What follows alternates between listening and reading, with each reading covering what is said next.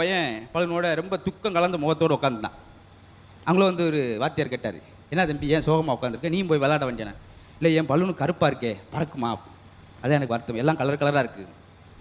எப்பா அது உயரமாக போகிறதும் தாழ்வாக போகிறதும் வண்ணங்களில் அல்ல, எழுகிற எண்ணங்களில் தான் இருக்கிறது. உயரத்துக்கு போகிறீங்க அதை வச்சு கணிச்சிடா தம்பி, ஒன்னாலும் பறக்க முடியும். நெல்சன் மண்டேலா செய்யாத விஷயம். அதனால் மகிழ்ச்சி வந்து புறத்தில் இல்லாத அகத்தில் இருக்க பண்ணுவாங்க. இப்போ சர்க்கரையும் மணலையும் கலந்து வச்சா எறும்பு சர்க்கரை மட்டும் சாப்பிட்டுட்டு போயிடும், மணலை ஒதுக்கிடும். அதே போல் மரத்தூளையும் இரும்பு தூளை வச்சுருந்தோம்னா காந்தத்தை கொண்டு போகும்போது காந்த அந்த இரும்பு தூளை மட்டும் எடுத்துகிட்டு மரத்தூளை ஒதுக்கிடும். இது வாழ்க்கையில் நம்மளும் கொஞ்சம் கற்றுக்கிற விஷயம். எவ்வளோதான் இன்பமும் துன்பம் கலந்துதா கூட கொஞ்சம் குறைஞ்சபட்ச இன்பத்தை மட்டும் எடுத்துக்கிட்டு துன்பத்தை ஒதுக்கிட்டோம்னா எல்லா நாளும் சிறப்பான வாழ்க்கையாக இருக்குவாங்க. ஏன்னா புத்தத்தை போயிட்டு கூட நான் உங்களை வெட்ட போகிறேன், அதுக்கு முன்னாடி ஒன்று சரியா உன்னால் எல்லாம் செய்ய முடியுமா, செய்ய முடியும். அந்த மரத்தை வெட்டு துண்டாக வெட்டினேன், சரிப்பா அதை ஒட்ட வைய, அது எப்படி, அதாப்பா வாழ்க்கை. துண்டு பண்ணுவதல்ல வாழ்க்கை, உண்டு பண்ணுவது வாழ்க்கை. இப்போ மகிழ் முகத்தில் மகிழ்ச்சி